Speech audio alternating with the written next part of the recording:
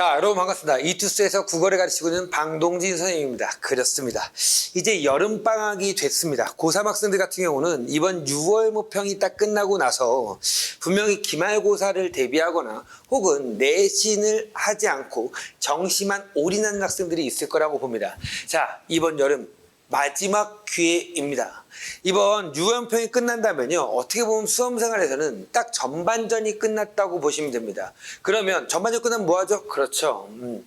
하프타임 시간에 전략회의를 다시 할 겁니다. 이 영상을 보시고 어떻게 앞으로 국어를 공부할 것인가, 국어는 무엇을 해야 될 것인가에 대해서 조금은 고민했으면 좋겠고요.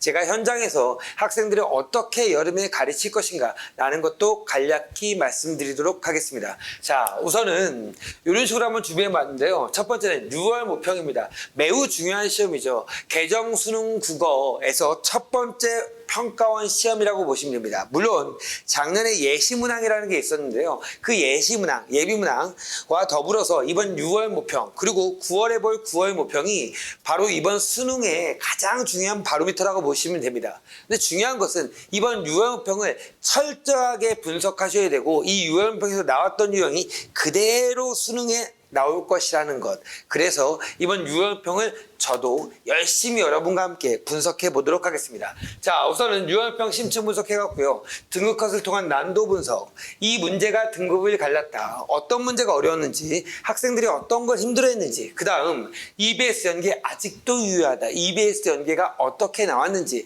이런 것들 한번 살펴보고요. 그 다음 제 수업의 특징을 간략하게 살펴보도록 하겠습니다. 자, 우선 6월평 심층 분석입니다. 자, 보시면 등급컷을 먼저 말씀드릴 것 같은데요. 여기서 조금은 의미가 있는 것들이 있는데요. 자, 한번 볼까요? 자, 이렇게 화법과 작문과 언어와 매체가 등급컷이 따로 나왔습니다. 중요한 건 보여드릴게요. 화법과 작문은요, 여기 최고점이 100점이에요. 똑같이 100점이죠. 원점수는 100점입니다. 그런데 여기 보면 표준 점수가 139점이고요. 여기 표준 점수는 143점입니다.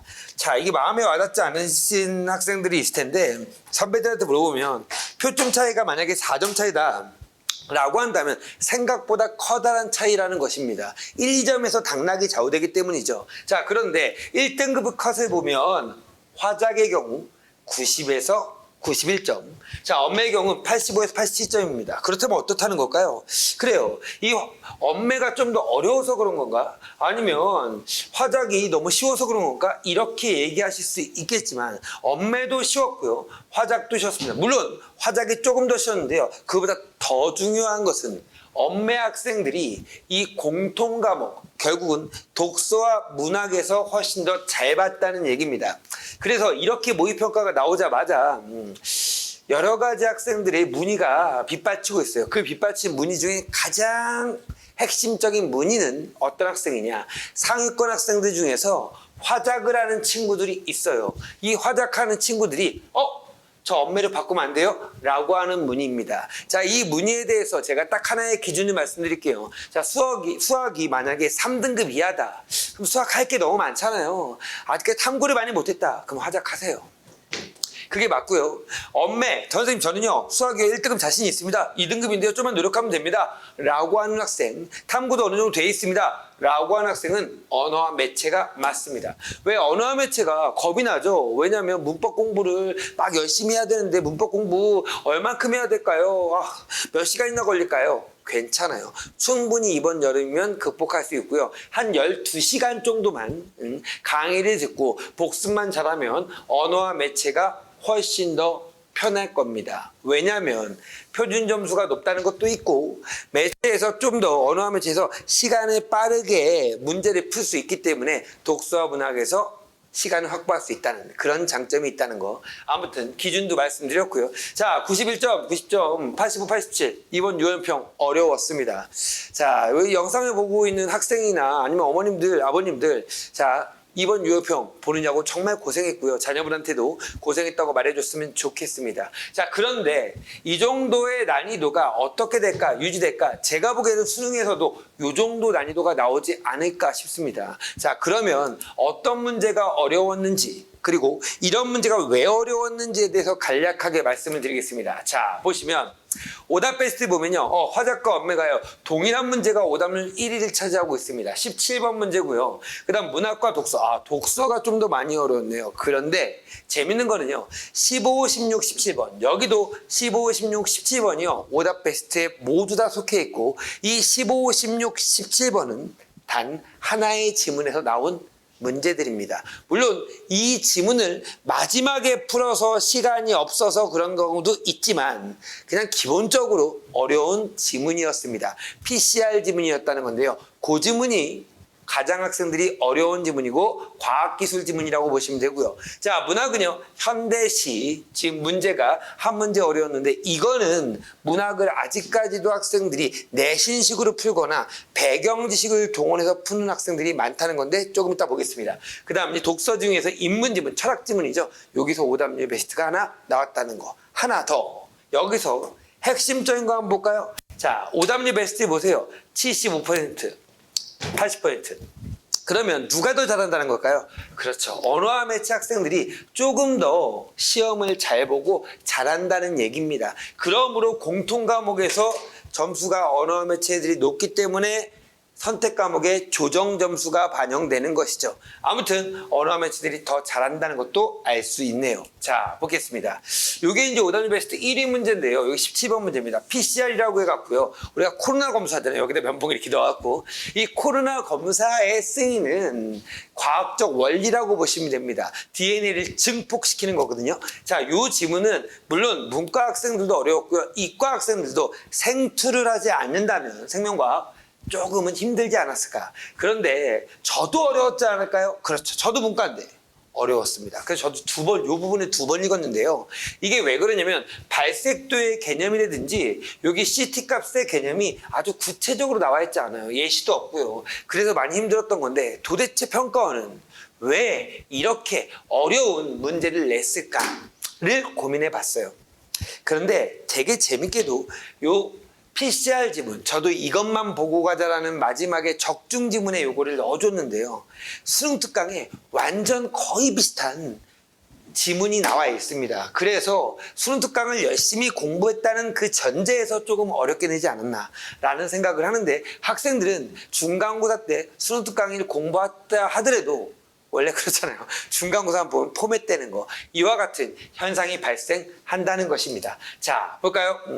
오답률 베스트 1위에서 이 문제가 되게 어려웠는데요. 뭐 미지시루, 표준시루 이런 말이 나오고요. 자, 여기 보시면 뭐 DNA 초기 농도 이런 다른 상황에 적용하는 문제고 그 적용을 통해서 상호 비교하는 문제입니다. 생각보다 어려웠던 문제고요. 이 문제를 어떤 학생이 이렇게 얘기하더라고요. 선생님 저는 이 문제 넘어갔습니다. 넘어가고요. 쉬운 것부터 폈어요. 이게 어떻게 보면 더 전략적일 수도 있었다는 거. 하지만 수능 1등급 안정적인 1등급 그리고 100점을 노리는 학생들은 이 정도 문제까지도 공부하셔야 되고요. 이 정도 문제를 공부하기 위해서는 과학기술 지문에 대한 파고들고 정확한 이해를 할 수 있는 독해 원리를 체화시키는 게 중요합니다. 자, 요거 오답률 베스트 2번 한번 보겠습니다. 2번은요 문학인데요. 이 문학은 솔직히 어렵지 않았는데 학생들이 조금은 오독을 하는 게 너무 많아요. 그러니까 문장 자체를 읽어야 되는데 학생들은 이 문학을 이런 식으로 생각합니다. 지금 문학이요 자꾸만 애매해요. 이런 학생들. 혹은 문학은요 작품을 해석이 안 돼서 틀렸습니다. 이런 학생들이 너무 많아요. 그런데 여러분 작품 해석의 문제가 아니고 문장 읽기가 똑바로 안 돼 있는 거예요. 자, 보시면 여기 한번 읽어보겠습니다. 주름 잡히는 연륜마저 끊어버리고 나도 또한 불꽃처럼 열렬히 살리라 라고 했어요. 그러면 주름 잡히는 연륜이라는 것은 끊어버리고 싶은 것이고요. 불꽃은 이렇게 살겠다라고 하는 것이죠. 그러면 생각해 볼까요? 주름 잡히는 연륜마저 끊어버리고 벌써 끊었어. 그 다음에 뭐냐면 불꽃처럼 살겠다 이 말이죠. 자, 그러면 여기 2번 선지를 보겠습니다. 자, 보면 불꽃이 긍정적인 의미로 표현한 것은 끊고 맞아요. 그렇죠? 주름 잡히는 연륜에 결핍되어 있는 속성을 끊을 수 있는 수단이라는 의미로 재해석한다. 그럼 불꽃이 뭐라는 거죠? 연륜을 끊을 수 있는 수단이라 이거죠. 잠깐 벌써 틀렸죠. 왜 틀렸습니까? 이게 나와야 됩니다. 벌써 끄는 의미는 끝나고 나서 불꽃입니다. 그럼 여기가 선이고 이 뒤에가 후라는 거죠. 근데 어떻게 뒤에 있는 뒤에 일어난 일이 앞에 있는 일어난 일의 수단이 될 수 있겠습니까? 그러므로 보다 답은 2번입니다. 잠깐. 그러면 선생님이 지금 제가 어떤 식으로 문제를 풀었죠? 그렇죠. 문장 독해를 통해서 시문학의 시의 문장을 읽고 여기에 있는 문장과 대입해 보는 거죠. 물론 이 부분도 틀렸어요. 근데 학생들이 이 부분을 찾기는 쉽지가 않았고, 연륜의 결핍되어 있는 속성입니다. 연륜 자체가 결핍이거든요. 근데 결핍되어 있는 속성이라고 했으니까 결핍되어 있는 속성은 좋은 속성이겠죠. 열정 이런 것들이겠죠. 이거 잡기는 어려웠을 거고, 요 수단 갖고 잡는 것이 포인트가 됐어야 한다는 말입니다. 그 다음, 이 정도로 정확하게 문학에서 정오를 판단하는 연습을 여러분이 확실히 하신다면 어렵지 않은 작품이었습니다. 이런 것들 이번 여름에 확실히 잡아 놓으셔야 되고요. 저도 이것에 맞춰서 커리큘럼을 짜고 학생들과 문학 수업을 하도록 하겠습니다. 자, 여기 보시면 37%짜리죠. 자, 넘어가면, 자, 요건 이제 재밌는데요. 제가 그 목동에서도 이거를 설명회 때 어머님들이랑 같이 한번 풀어봤던 기억이 나는데요. 여기 보시면 한번 볼게요. 자유의 몫을 평온하게 누리다라고 되어 있습니다. 그러면 이렇게 한번 바꿔보죠. 자유를 누리다. 자, 선지가 뭐였냐면요. 문맥상 A와 바꿔쓰기 적절하지 않은 것입니다. 향유하다죠. 그럼 자유를 누리다, 자유를 향유하다. 맞을까요, 틀릴까요? 맞죠. 이게 어머님, 아버님들은요, 향유하다는 의미가 많이 쓰는 거기 때문에 전혀 어렵지 않았어요. 근데 학생들은 향유하다가 뭔지 몰랐대요. 참 문제가 좀 심각한데요. 그럼에도 불구하고 풀 수 있는 방법이 있었어요. 단절하다라고 했죠. 그럼 어떻게 해야 되냐면 학생들한테 이렇게 알아야 됩니다. 단절하다가 뭐냐면, 자, 범죄를 가로막다, 범죄를 단절하다. 맞는 거 아니에요? 이런 학생들이 있다는 거죠. 그럼 어떻게 해야 될까요? 이걸 갖고 문장을 만들어야 돼요. 관계를 단절하다, 관계를 끊다죠. 자, 그러면 범죄를 가로막다와 범죄를 끊다는 다르기 때문에 답은 몇 번이다? 2번이다. 이런 식으로 구체적으로 선지에 있는 단어를 가지고 문장을 만들고 그 문장에서 선지 단어를 다른 말로 바꿔봐라. 바꿔본 다음에 지문과 대입시켜라. 이런 식으로 가르쳐야 됩니다. 국어 강사하기 참 어렵습니다. 자, 아무튼 이렇게 단절에 이런 문제가 정답률이 무려 54%밖에 안 됐다는 겁니다. 그만큼 학생들이 어휘력이 좀 많이 떨어져 있는 상태에서 어휘에 대한 공부도 시켜야 되는 것입니다. 자, 세 번째 항목 한번 가보겠습니다. EBS 연기 아직도 유효하다라고 되어 있습니다. EBS 연기 유효할까요? 안 유효할까요? 유효합니다. 보시면 알겠지만 7작품 중에서 무려 4작품이 EBS 연계가 됐습니다. 자, 나라에서는요, 평가원에서는 50%만 반영한다고 했거든요. 근데 이번에는 무려 70%가 넘는 것이 반영됐다고 저는 보입니다. 물론 그럼에도 불구하고 수능에서는 이것보다 좀 더 연계가 안 되겠지만 EBS 작품을 안다면 조금 더 문제를 빠르게 정확하게 풀 수 있는 능력이 생기겠죠. 그러면 좀 더 어려웠던 독서에다 시간을 그렇죠. 쓸 수 있겠죠. 그러려고 EBS 연계 문학을 하는 것이고요. 자, 독서도 가보면요. 무려 독서가 이번엔 4지문이 나왔는데요. 이 4지문 중에서 핵심적으로 연계된 건 인문사회 과학입니다. 특히 이 PCR 지문은 거의 비슷하게 나왔습니다.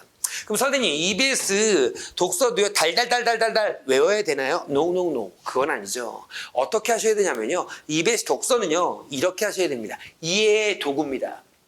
결국은 내가 이해됐다면 이 지문은 넘어가셔도 됩니다. 수능에서는 절대로 이렇게 똑같이 나오는 부분은 지금까지는 없었습니다. 근데 6월과 9월에는 조금 더 EBS 연계가 독서에서 반영이 많이 된다는 거 알고 계셔야 합니다.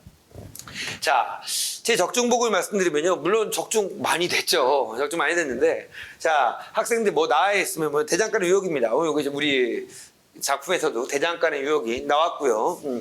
제가 이제 가르쳤던 방동진의 EBS 분석 노트에 나왔다는 것입니다. 자, 그 다음 여기서 보니까 무사학사인데요. 무사학사도 이렇게 제가 가르쳤던 부분이 나와 있고요. 그 다음 보면 얘는 채봉감별곡인데요. 채봉감별곡도 제가 수업 시간에 모두 다 했던 작품입니다. 자, 그 다음 율류곡이라는 작품도 이렇게 율류곡 나온 것처럼 제가 같이 했던 거고 별표 3개 이렇게 붙여있네요. 자, 보시면 그 다음 동양에서의 천과 인의 관계라고 EBS에서 이렇게 나왔거든요. 요 형광펜 부분, 천인감옥론 이런 말 보이시죠? 자, EBS 이건 6월 모평인데 6월 모평에도 뭐가 나와 있냐면 천인감옥론 이렇게 나와 있어서 연계가 공부가 된 학생들은 조금 더 편했다라는 거 말씀드리고, 자, PCR 지문입니다. 이게 수능 특강에 제가 자료를 만든 건데요. 보시면 알겠지만 PCR을 위하여 필요한 물질은 주형 DNA, 프라이머, DNA 중합효소 이렇게 나와 있죠.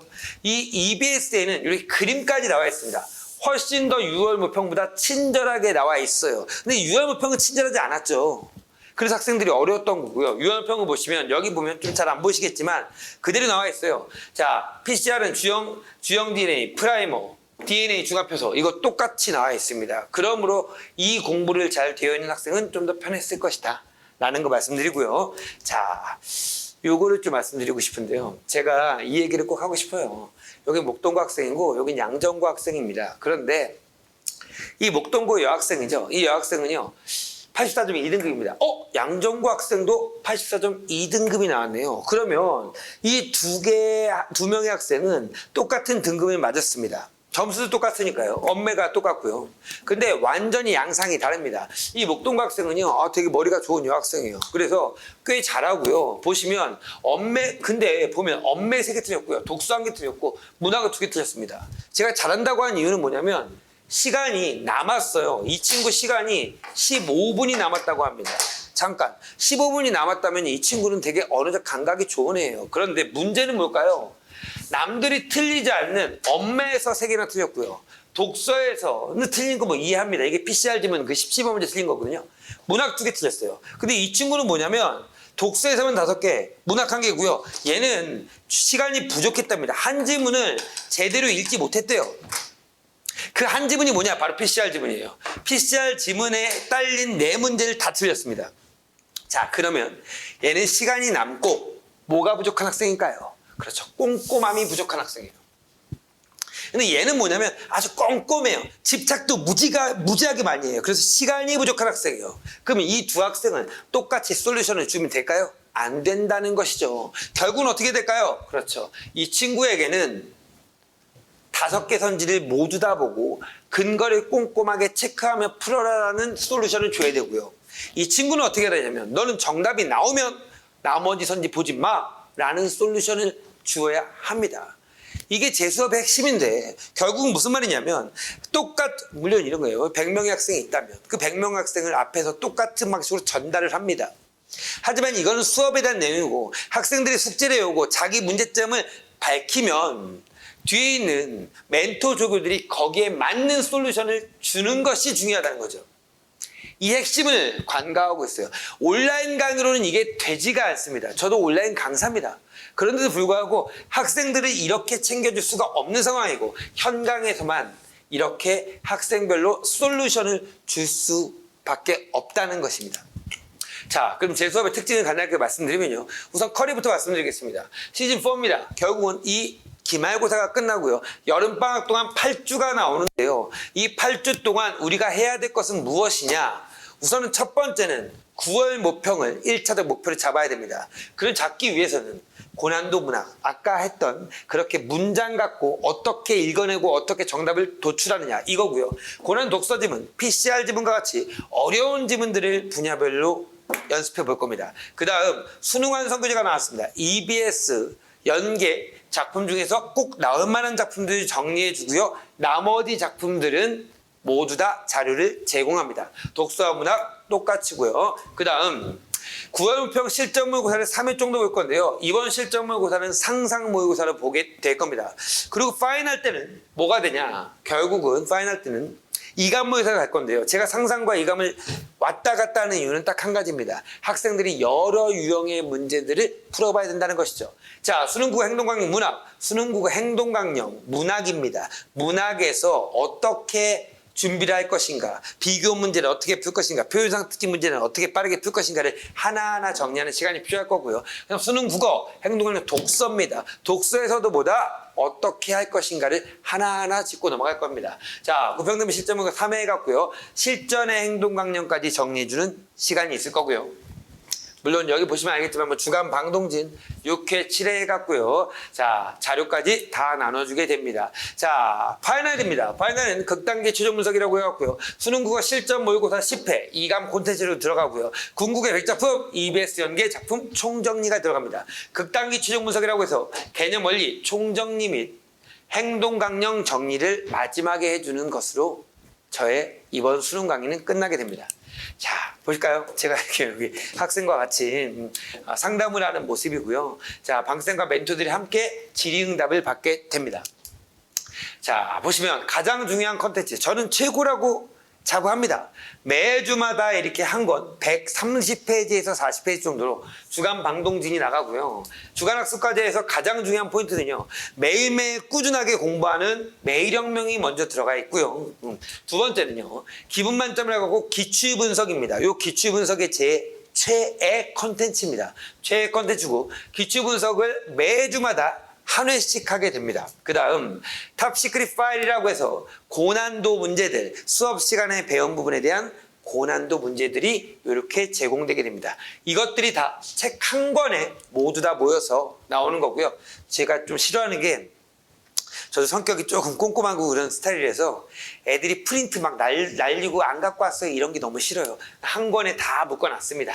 자, 기분 만점에 대해 좀 말씀드리면요, 이 기분 만점의 핵심은 기출 분석을 완벽하게 하자는 겁니다. 이 기출 분석, 이거 간략하게 보여드릴 건데요, 기출 분석 방법은 제 유튜브에도 또 따로 있지만, 학생들이 수업 시간에 배운 것을 명확하게 목표의식을 갖고 체화하게끔 하는 거고요. 두 번째는 학생들이 문제를 풀면서 자신의 문제점을 발견하고 그 문제점에 대한 해결책을 고민하게끔 하는 것이 저의 기출 분석의 핵심이라고 보시면 됩니다. 그래서 여기 보시면 뭐 독서 영역 구조 분석도 있고요, 자기 솔루션을 갖고 문제점과 해결책도 이렇게 적는 부분이 나와 있습니다. 자, 그리고 조교들한테 이렇게 질문할 수 있게끔 질문의 공간도 마련해 놨습니다. 자, 그리고 상상모의고사를 이제 보게 될 건데요, 이 상상모의고사에서요, 핵심은 요겁니다. 모의고사 분석팀입니다. 모의고사를 푸는 것만 갖고 성적이 오른다? 그러면 누구나 다 성적이 오르겠죠. 절대 안 그렇습니다. 모의고사 푼 다음이 매우 중요한데요, 저는 현장에서 모의고사 보고 나서 한 10분에서 15분 동안 요거를 작성하는 시간을 갖게 됩니다. 보여드리겠습니다.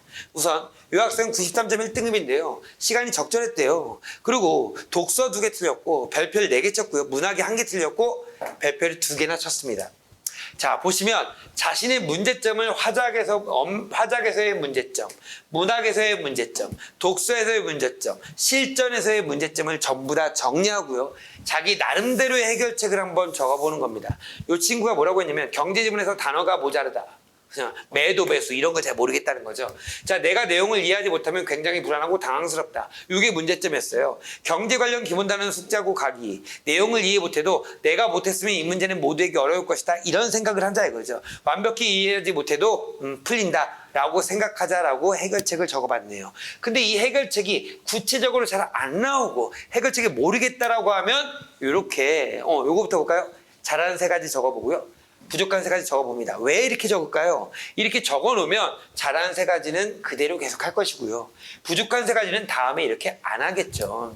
그래서 이 학생들이 해결책에 대해서 모르는 것들에 대한 것들이 있으면 질문을 하고 여기 저희 멘토 조교들이 이렇게 답변을 해주는 것입니다. 문맥상 알맞은 단어 찾기가 조금 불안한데 2가지 좀 고민될 때 할 수 있는 팁이 무엇이 있을까요? 그럼 여기 팁을 제시해주고 있는 것입니다. 이렇게 매주마다 모의고사를 보게 되면요, 분명히 성적을 오를 것이고 자기의 부족한 것을 명확하게 잡을 수 있겠죠.